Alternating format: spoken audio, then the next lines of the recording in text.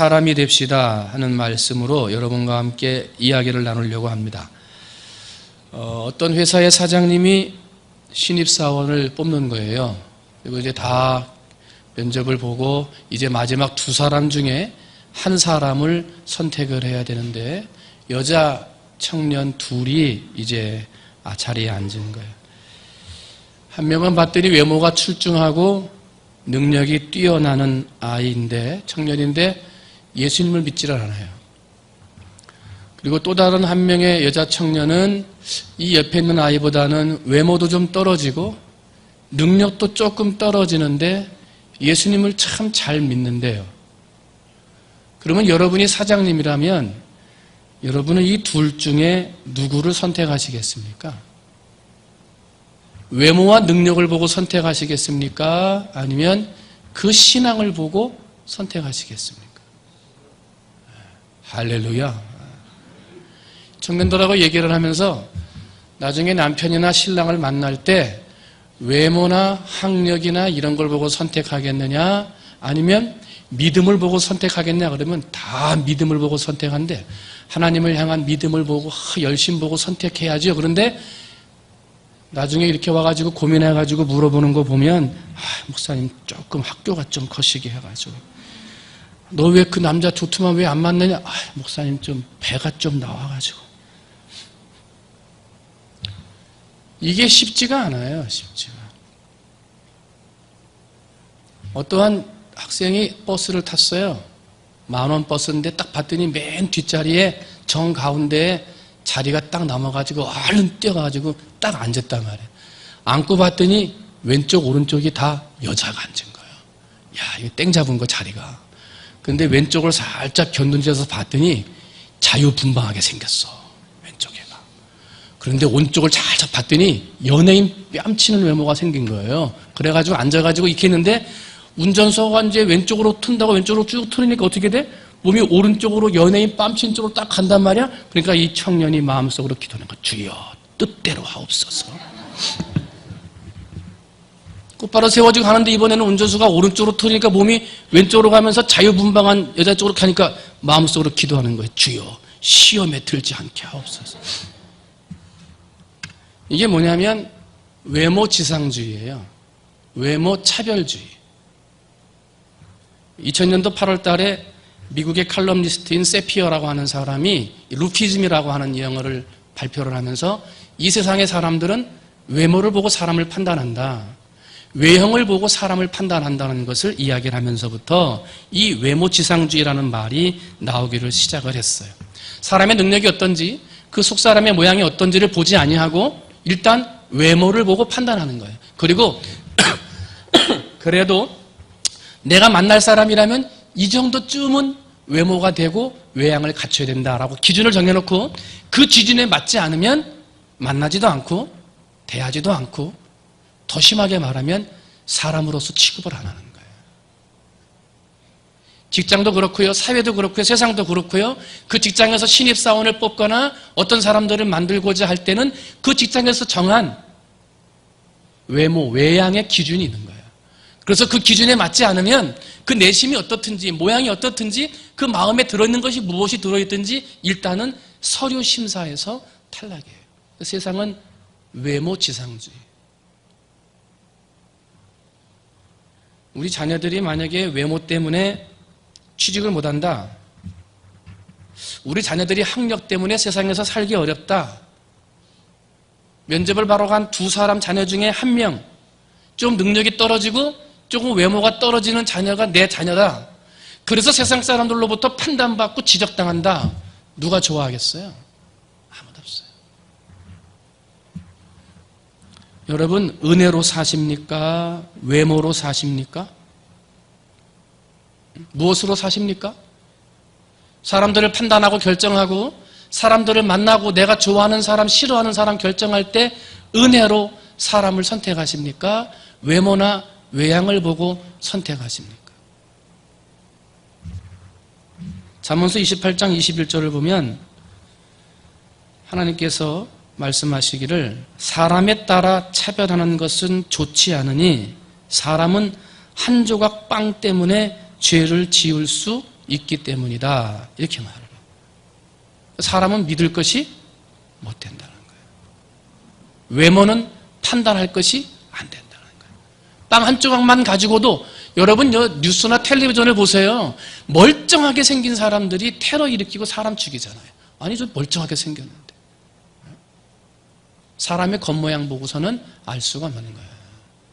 여러분 외모를 보고 살아야 돼요? 은혜를 보고 살아야 돼요? 은혜를 보고 살아야 돼요. 하나님은 겉모양을 보고 사람을 판단하지 않고 그 마음의 속사람을 보고 판단하시고 그 속사람에서 우러나오는 말, 그 속사람에서 행해지는 행위를 보고 사람을 판단하시지 절대로 학력이나 외모나 고향을 보고 판단하지 않으신다는 거예요. 그런데 사람은 그렇지 않다. 사랑하는 성도 여러분, 여러분은 외모나 외양이나 고향이나 학력을 보고 사람을 판단하는 게 아니라 하나님이 주시는 은혜로 사람을 보고 판단할 수 있는 여러분이 되시기를 주님의 이름으로 축원을 드립니다. 어떤 분들은 힘들고 어려울 때 그렇게 얘기를 해요. 하나님이 만약에 지금이라도 내 앞에 나타나셔가지고 기적을 한번 쫙 베풀어 주시면 내가 더 잘 믿을 텐데.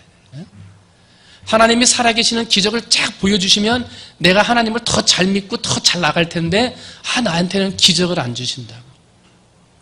여러분 기적을 보고 살아야 돼요? 은혜를 보고 살아야 돼요? 네? 은혜를 보고 살아야지요. 그죠? 여러분 이스라엘 백성들이 광야에서 애굽에서 출애굽을 해가지고 광야로 가는 것 아니에요? 광야로 가려가면서 40년 동안 하나님이 얼마나 많은 기적을 베푸셨어요. 만나와 메추라기를 떨어뜨려서 먹고 굶주리지 아니하도록 기적을 베푸시고 구름기둥 불기둥으로 베푸시고 강을 육지와 같이 갈라서 건너게 하시고 전쟁 가운데 손 하나 까딱하지 않고 돌기만 해도 넘어뜨리는 기적과 같은 일들을 얼마나 베풀어 주셨어요. 그러면 한번 성경을 잘 살펴봐요. 그러한 수많은 기적을 또 보고 또 봤는데 그들이 하나님을 잘 믿었습니까? 그렇게 기적을 보여주고 그렇게 기적을 베풀었는데도 그들은 늘 불평했어요. 은혜가 떨어졌어요. 결국은 뭐예요? 기적을 봐도 하나님을 더 잘 믿는다? 그건 아니라는 거예요. 때문에 우리는 어느 자리 어느 곳에 있든지 기적을 바라는 사람이 되지 말고 은혜를 바라는 사람이 되고 기적을 바라보고 예수 믿는 사람 어떻게 교회 가면 뭐 하나 좀 되지 않을까? 이거 기적을 바라보고 예수를 믿으면 안 되고 나 같은 죄송합니다.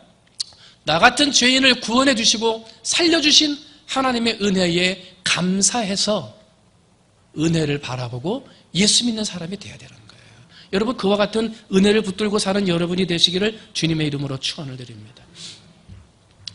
여러분 입을 막고 입을 다물고 코를 한번 딱 잡아보세요. 자, 입을 닫고 코를 한번 막으세요. 입은 그냥 이렇게 하고 코를 막아요. 숨 쉬지 말라는 얘기예요. 숨 쉬지 말라고. 예? 한번 숨을 참아보세요. 몇 초나 참겠어요? 예, 손 내리시고. 몇 초나 참으시겠어요? 한 1분 가실까요? 아마 한 20초, 30초 지나면 그때부터 손 내려가는 사람들 많고요. 30초 지나면 숨쉬기 어려워가지고 금방 손을 떼게 될 거예요. 그런데 우리가 숨을 쉬려고 하면 내가 숨을 쉬어야지 이렇게 하고 숨 쉽니까? 아니에요. 나도 모르게 숨을 쉬어요. 근데 병원에 가면 숨을 내가 쉬고 싶어도 쉬지 못하는 사람들이 있어요. 환자들. 그런 사람들은 어떻게 해요? 산소 호흡기를 껴줘요. 숨을 쉬라고 해줘요. 그때서야 비로소 숨을 쉬는 게 뭐예요? 기적이야, 기적. 숨을 쉬는 게 기적이에요. 숨을 쉬는 게 하나님의 은혜였고, 내가 이제 숨 쉬고 살아야지 이렇게 사는 사람 있어요? 없어요. 내가 의지하지 않아도, 의식하지 않아도 하나님의 은혜로 나는 숨을 쉬고 살아요. 단 20초, 30초만 숨을 쉬지 않아도 숨을 멈춰야 되는 이 불편함이 있는데 그 불편함을 모르고 숨을 쉬어요. 그게 뭐예요? 하나님의 은혜예요. 하나님이 베풀어 주시는 기적의 은혜를 우리가 이미 보고 있는 거예요. 여러분 사람들이 아프면 맥박을 본다고 여기다가 손을 얹어가지고 맥박 뛰나 몇 번 뛰나 보잖아요. 이 맥박이 잘 뛰는 건 심장이 막 펌프질을 해가지고 피를 잘 순환시켜가지고 맥박이 뛰는 것 아니에요? 그런데 내가 이 피가 돌게 한다고 심장한테 명령해가지고 심장아 오늘 좀 뛰자, 잘 좀 뛰자 이렇게 하고 심장 뛰고 피가 도는 사람 봤어요? 없어요. 나도 모르는 사이에 내가 잠자고 있을 때에도 심장은 자기가 알아서 뛰어요. 누가 그렇게 지시하고 만든 거예요? 하나님이 하신 거예요. 숨 쉬는 것도 하나님의 기적이고요. 심장이 멈추지 않고 뛰고 있는 것도 하나님의 베푸신 기적이에요. 어디서 기적을 찾고 기적을 보여달라고 그래요? 내가 살아있는 것이 기적이에요. 한번 따라합니다. 내가 사는 것이 하나님의 기적이다. 이걸 믿고 하나님의 기적을 바라고 사는 사람이 아니라 하나님의 은혜를 바라고 사는 사람이 돼야 되는 거예요. 그래서 아침에 일어나면 그냥 후딱 일어나고 막 바쁘니까 나가지 말고 제일 좋은 건 새벽기도 와가지고 내 심장 뛰게 해주시고 내가 숨을 쉴 수 있도록 해주신 하나님 아버지 감사합니다. 이 기도하는 게 제일 좋고요. 새벽에 나와서. 근데 그게 되지 않을 때는 잠자리에 일어나서 바로 일어나지 말고 한번 한 20초 정도만 시간 가지고 내 심장이 있는 가슴에다가 손을 대고 한번 기도하세요. 하나님, 내가 아침에도 죽지 않고 이렇게 깨어나게 해주셔서 감사합니다. 내가 잠자는 동안에도 이 심장이 멈추지 않게 해주셔서 감사합니다. 오늘 한 날도 하나님을 위해서 믿음으로 열심히 살게 해주세요. 이 한 번쯤 나를 한번 내 몸의 기적을 일으켜 다시 살게 하신 하나님의 은혜에 감사 기도하고 하루를 시작하는 사람하고 그냥 살아가는 사람하고는 달라요. 여러분, 기적을 요구하는 사람이십니까? 아니면 하나님의 은혜를 아는 사람입니까? 기적은 이미 내 삶 속에서 이루어지고 있어요. 기적을 바라는 삶이 아니라 은혜를 바라는 삶이 돼야 돼요. 여러분, 은혜를 바라보고 살아가는 은혜의 사람이 되시기를 주님의 이름으로 축원을 드립니다. 오늘 우리가 읽은 말씀은 이제 외모냐 은혜냐? 은혜다. 기적이냐 은혜냐? 기적은 매일 일어나니까 우리는 은혜로 간다. 은혜 아니에요? 지금 이제 세 번째 오늘 본문에서 살펴볼 건 뭐냐면 율법이냐 은혜냐 하는 거예요. 율법이냐 은혜냐? 답은 나와 있죠. 율법이 아니라 은혜로 산다. 이게 우리 기독교인들, 예수 믿는 사람들이 해야 되는 것 아니에요? 구원은 은혜로 받는다. 천국도 은혜로 받는다. 그런데 이 당시에 성경 말씀이 기록되어져 있었던 갈라디아 교회 안에는 어떤 율법주의자들이 은혜로 구원받는 게 아니라 율법을 행하는 할례를 행함으로 구원받는다. 이렇게 얘기를 했어요. 그리고 그 율법 할례를 받는 것으로 구원받는다 얘기하고요. 사람들을 판단하고요. 정죄했어요. 너는 왜 할례를 받지 않느냐? 왜 율법을 범하느냐? 하고 사람들을 판단하고 정죄하는 일이 교회 안에 있어지게 된 거예요. 여러분, 율법은 뭐냐면 로마서 5장 13절을 보게 되면 죄는 율법이 있기 전에도 세상에 있었으나 율법이 없었을 때에는 죄를 죄로 여기지 않았다. 한번 따라합니다. 율법은 죄를 깨닫게 한다. 한 번 더. 율법은 죄를 깨닫게 한다. 율법은요, 거울이에요. 율법을 통해서 내가 죄인임을 알고 내가 죄 많은 사람임을 알고 내가 어떠한 죄를 지었는지를 깨닫게 하는 거예요. 깨닫게 하는 것으로 끝나요. 내가 죄인임을 알고 깨달은 다음에는 누구의 은혜로 구원받는 거예요? 하나님의 은혜로 구원받는 거예요. 그런데 당시의 교회 사람들은 할례를 행하는 율법으로 구원받는다고 잘못 가르쳤고, 그래서 오늘 본문 4절 봤더니 사도 바울이 뭐라 그러냐면 율법 안에서 의롭다함을 얻으려 하는 너희는 그리스도에게서 끊어지고 은혜에서 떨어진 자로다 그랬어요. 율법으로 의롭다함을 받으려고 하는 사람들은요, 그리스도의 사람이 아니라는 거예요. 은혜가 떨어진 사람이라는 거예요. 율법의 사람이냐 은혜의 사람이냐? 그러면 율법의 사람과 은혜의 사람은요, 특징이 있어요. 그걸 좀 살펴보면서 혹시 내 안에 율법의 사람이 있다면 그것을 버려야 돼요. 왜냐하면 은혜가 떨어진 사람이 되니까.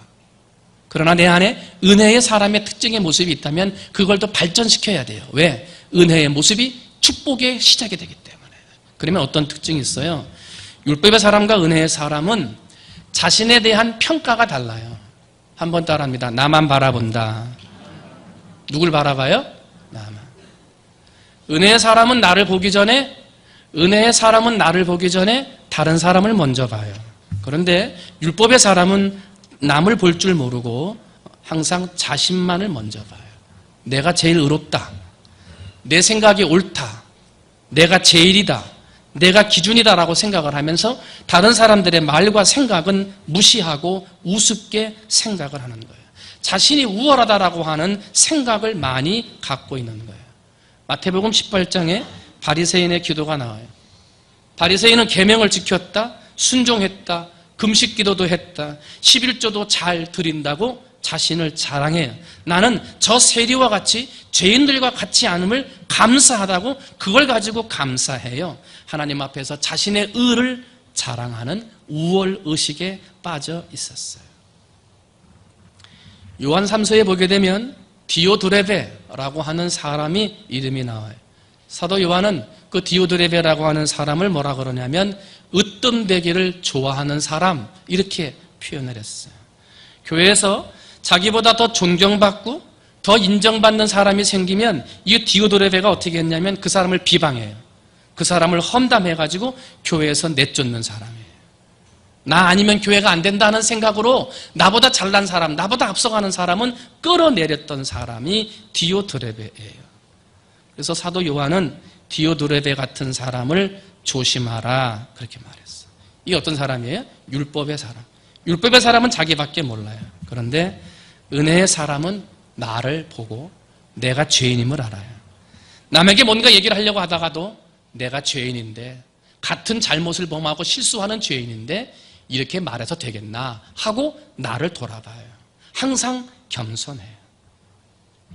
사도 바울이 되기 전에 사울이었잖아요. 사울이 되었을 때는 얼마나 혈기가 왕성했습니까? 그때는 율법의 사람이었어요. 자기를 이렇게 소개합니다. 내가 율법으로는 한 점 흠이 없는 사람이다. 이렇게 자신을 자랑했던 사람이 사울이에요. 자기가 최고예요. 그런데 예수를 만난 다음에 사울이 바울이 됐죠.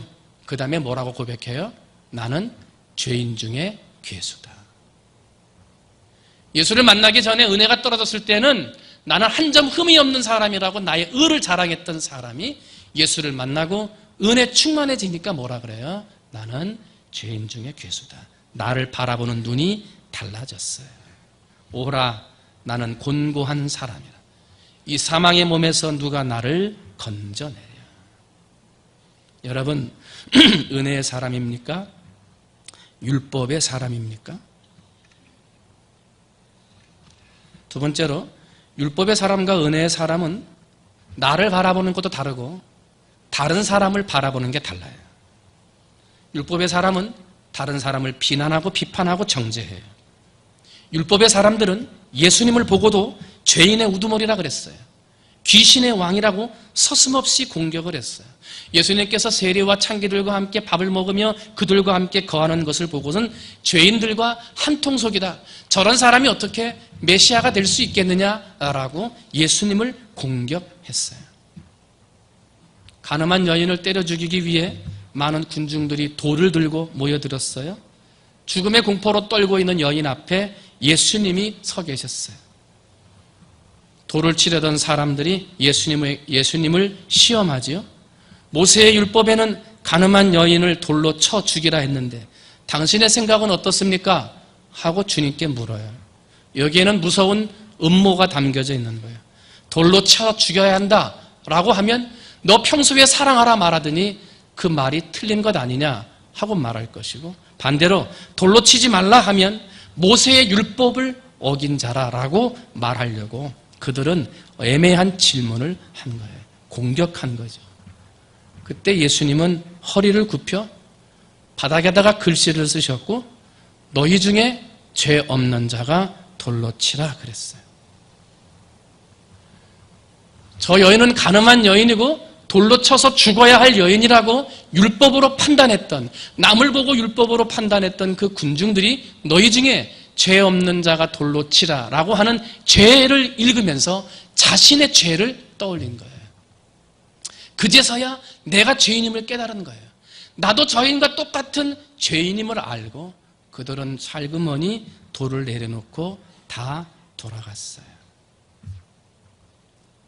은혜의 사람은 어때요? 남을 나보다 낮게 좋게 여겨요. 다른 사람들이 잘하는 걸 칭찬해요. 내가 없는 것을 가지고 있는 사람들을 존중해 줘요. 오른뺨을 때리면 왼뺨을 돌려대요. 오리를 가자 그러면 십리를 가고요. 겉옷을 달라 하면 속옷까지 주는 사람이 은혜의 사람이에요. 은혜의 사람들이 있을 때 교회의 분위기는 아름답고 행복한 분위기가 되지만 율법의 사람들이 교회 안에 많을 때는 한여름에도 찬바람이 냉랭하게 불 수밖에 없는 거예요.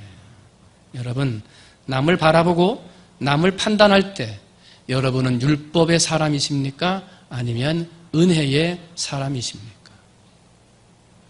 마지막 세 번째로 율법의 사람과 은혜의 사람의 특징이 있는데 마지막 세 번째는 용서하는 게 다르다는 거예요. 한번 따라합니다. 용서하는 게 다르다.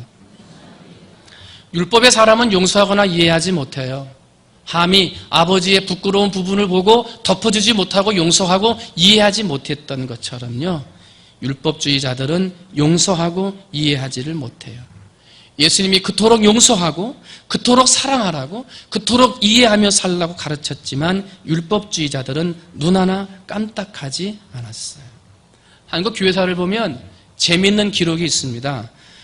고려신학교를 설립을 하고 오랫동안 교장을 역임했던 박윤선 목사님이 계세요. 이분이 박윤선 주석까지 썼던 이 우리나라 초창기 한국 교수, 우리 한국 교회의 보수주의 신학의 거장이십니다. 큰 어른이신데 이분이 학교를 세우고 총장을 세우고 이러한 주석서들을 썼던 분이에요. 그런데 이분이 장로교 고려파 출신이세요. 그런데 고려파 총장을 지내고 그렇게 많은 책들을 쓰고 큰 일들을 업적을 남긴 분인데 교단에서 쫓겨나요. 말년에. 그리고 축출당해가지고 합동축으로 가요. 그러면 그렇게 위대한 일을 했던 이 박윤선 목사님이 왜 그 교단에서 쫓겨났느냐? 그 사건을 보니까 이래요. 하루는 그 목사님이 목회하는 교회에 미국인 선교사님이 와서 설교를 했고요. 이제 설교를 마치고 모셔다 드려야 되는데 그때 배로 다녔어요. 배로. 그래가지고 이제 한국까지 모시고 가는데 그만 목사님이 타고 가던 자동차가 고장이 났어요. 이 미국인 선교사님이 설교하고 간 날이 평일이 아니고 주일이잖아요. 주일날 오후에 모셔다 드리는데 배 시간은 다가오는데 차를 고치려고 그러는데 고쳐지지가 않는 거예요. 이분은 빨리 배를 타고 가야 되고. 그래가지고 택시를 불러서 타고 택시값을 주고 여기 항구에 가서 내려주고 온 거예요. 그랬더니 그것을 알고 교단에서 뭐라 그랬냐면 주일날 돈 썼다고. 주일날 돈 썼다고. 어떻게 목사가 주일날 돈을 쓰고 택시를 탈 수 있느냐? 이것은 율법을 어겼다. 그래가지고 교단에서 쫓아낸 거예요. 아무리 기독교 초창기라고 해도 이해하기가 어려운 율법적인 이야기죠. 그 당시의 상황과 환경을 좀 본다면 은혜가 있었다면 충분히 넘어갈 수 있는 일이었는데 그건 그렇게 하지를 못했다는 거예요. 이스라엘 역사를 보면요. 시리아가 갑자기 전쟁을 해온 날이 있어요. 막 침투해 와가지고 물건 뺏고 확 도망갔거든요. 그때가 언제였냐면 주일이었어요. 근데 주일날은 싸우면서도 안 되고 움직이기도 안 되거든요. 그러니까 그걸 알고 시리아 군대가 쳐들어와가지고 국경에서 군인들을 죽이고 많은 물건들을 노략질해가지고 도망갔는데 수많은 청년 군인들이 주일날 움직이거나 싸우거나 하면 안 된다는 말 때문에 시리아군이 쏘는 총에 그냥 서가지고 다 맞아 죽었어요. 그 일이 있고 난 다음에 이스라엘이 율법을 바꿨어요. 어떻게 바꿨냐면 주일날 적군이 쳐들어오는 거. 그러니까 우리가 남을 쳐들어가는 건 안 되지만 만약에 외부가 쳐들어오면 그건 싸울 수 있다. 이렇게 법을 바꿨어요. 그때 달라지는 거예요. 예수님이 십자가에서 달려 돌아가실 때 자신을 죽이는 사람들을 향해서 아버지 모르고 하는 것이니 다 용서해달라고 기도했어요. 사도행전 7장의 스데반이 돌로 맞아 죽을 때 하나님 저들이 모르고 하는 것이오니 용서해달라고 기도해요. 뭐예요? 은혜의 사람이에요. 용서하고 이해하는 사람이 은혜의 사람이에요. 용서할 줄 알고 이해할 줄 아는 사람이 은혜의 사람이요 예수를 닮아가는 사람이 될 수 있어요. 여러분은 은혜의 사람입니까? 율법의 사람입니까? 은혜로 살아가십니까? 율법으로 살아가십니까? 여러분은 지금 율법을 중요하게 생각하십니까? 은혜를 더 중요하게 생각하십니까? 모두가 다 은혜의 사람이 되시기를 주님의 이름으로 축원을 드립니다. 잡초는 가꾸지 않아도 잘 자라요. 뽑고 뽑아도 어디서 그렇게 잘하는지 잡초는 잘 자라요. 어린아이들 누가 욕을 가르쳐 준 적이 없어요. 그런데 어디서 그렇게 욕을 배워서 하는지 어린아이들 욕도 잘해요. 그런데 이해하는 건 안 돼요. 용서하는 건 배우지 않으면 안 돼요. 은혜를 베푸는 삶은 아무나 할 수 없어요. 마음대로 살고 율법적으로 판단하고 비난하고 정죄하는 건 누가 가르쳐주지 않아도 다 할 수 있지만 이해하는 거, 용서하는 거, 은혜를 베푸는 건 내 마음대로 안 돼요. 성령님이 도와주셔야 돼요. 내 마음에 감동을 주시고 나의 죄인됨을 깨닫게 하시고 내가 살고 있는 이 자리가 하나님의 은혜 가운데 살고 있음을 깨닫게 하실 때 나는 남을 이해하고 용서하고 은혜를 베풀 수 있는 거예요. 오늘 4절 말씀, 율법 안에서 의롭다함을 얻으려 하는 너희는 그리스도에게서 끊어지고 은혜에서 떨어진 자로다 라고 사도 바울이 경고해요. 율법을 중요하게 생각하고 율법주의자처럼 살려고 하는, 율법이 의롭다 하고 말하는 사람들에게 경고하는 거예요. 율법의 사람이 되면 예수님으로부터 멀어지고 은혜가 떨어진 사람이 되지만, 그러나 성령의 도우심 가운데 나의 죄인됨을 알고 은혜의 사람이 되어지면 하나님의 도구가 되고 하나님의 쓰임받는 일꾼이 되고 교회를 흥황케 하는 자가 되며 많은 사람들을 살리고 구원할 수 있어요. 그뿐입니까? 은혜 있는 자가 복받고 은혜 있는 자녀가 잘 되고 은혜 받은 그 후손이 잘 되게 되는 거예요. 여러분, 율법의 사람입니까? 은혜의 사람이십니까? 바라기는 우리 모든 충무중앙의 성도들이 모두 은혜의 사람들이 다 되시기를 주님의 이름으로 축원을 드립니다. 우리 찬송 한 장 하시죠. 우리 아침에 불렀던 거, 은혜 아니면 서지 못하네.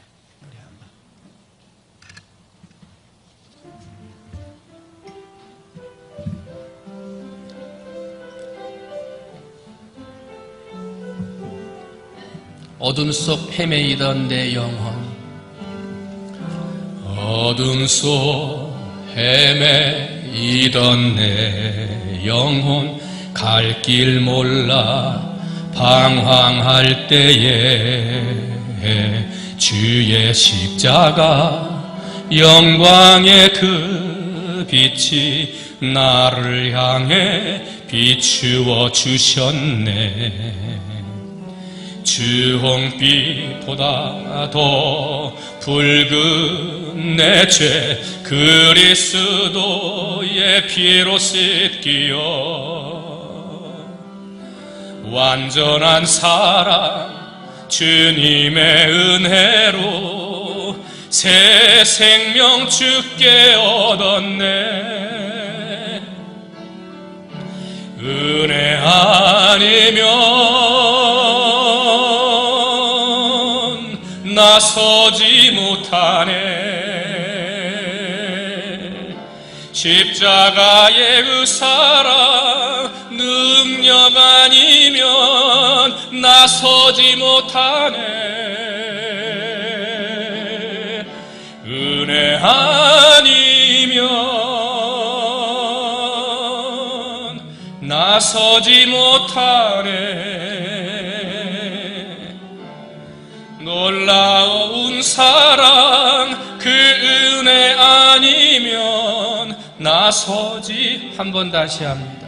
어둠 속 헤매이던 내 영혼, 어둠 속 헤매이던 내 영혼, 갈 길 몰라 방황할 때에 주의 십자가 영광의 그 빛이 나를 향해 비추어 주셨네.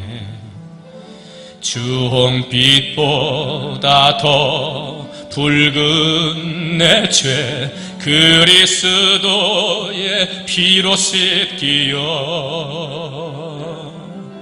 완전한 사랑 주님의 은혜로 새 생명 주께 얻었네. 은혜 아니면